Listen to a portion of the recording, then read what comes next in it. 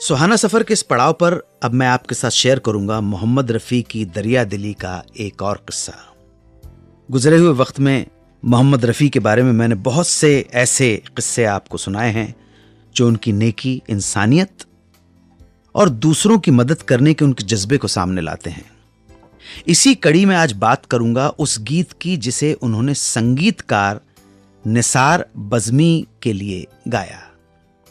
Music director Nisar Bazmee वो नाम था जिसके लिए नूरजहां और मेहंदी हसन जैसे बेहतरीन सिंगर्स भी ये कहा करते थे कि निसार बज़मी के म्यूजिक डायरेक्शन में काम करना, निसार बज़मी का गाना गाना बहुत खुशनसीबी की बात है।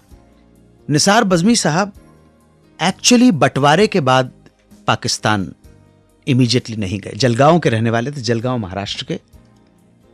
बहुत सारे जगह पर ये आपको सुनने को मिलेगा कि वो पार्टीशन के बाद चले गए, लेकिन 1962 में निसार बज़मी साहब पाकिस्तान माइग्रेट हुए और वहां जाने के बाद उनका बहुत नाम हो गया। लेकिन इन्हीं निसार बज़मी का एक वक्त वो भी आया जब उन्हें ए ग्रेड फिल्मों की जगह सी ग्रेड फिल्में मिलने लगी। कम बजट की फिल्मों के लिए काम करना पड़ा। उनके करियर के इसी दौर में उन्हें 1953 में एक फिल्म ऑफर की गई जिसका नाम था खोज। इस फिल्म को प्रोड्यूस किया था डोगरा फिल्म्स ने। बलवंत भट्ट इसके निर्देशक थे। फिल्म की कहानी तेजनाथ जार ने लिखी थी और मुख्य भूमिकाओं में थे शम्मी, महिपाल और सतीश।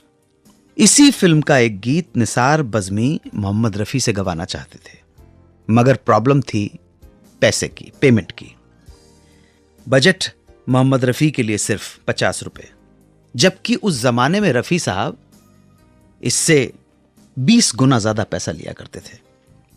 हिचकिचाते हुए निसार बज़मी साहब ने रफ़ी साहब से मुलाकात की और कहा, यह गाना मैं आपसे गवाना चाहता हूं, मगर फिल्म के प्रोड्यूसर आरसी डोगरा के पास बजट सिर्फ 50 रुपया है। निसार बज़मी साहब की बात बड़े गौर से सुनी होगी रफ़ी साहब ने, लेकिन हमें इतना मालूम है कि रफ़ी साहब ने कहा, बज़मी साहब 1 रुपया है क्या आपके पास? बज़मी साहब ने जेब से 1 रुपया निकाला। ये रख रहा हूं, यही मेरी फीस है आपके गाने के लिए। तो साहब 1 रुपए में मोहम्मद रफ़ी ने निसार बज़मी के लिए जो गाना गाया था उसके बोल हैं, चंदा का दिल टूट गया, रोने लगे हैं सितारे। ये गीत उस जमाने में बहुत पॉपुलर हुआ था। हालांकि रिकॉर्डिंग के बाद मोहम्मद रफ़ी के लाख मना करने के बावजूद निसार साहब ने जबरदस्ती उन्हें 49 रुपए दे ही दिए। रफ़ी साहब को सलाम।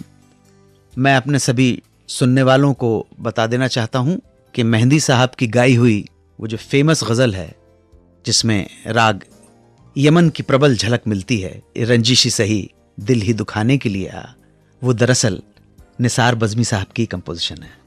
जोरदार तालियां निसार बज़मी साहब किया।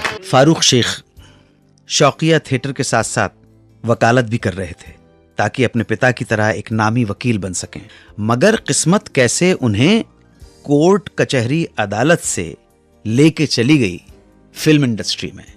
ये कहानी बताऊंगा एक छोटे से ब्रेक के बाद। आप सुनते रहें सुहाना सफर विद अन्नू कपूर, सिर्फ 92.7 बिग एफएम पर।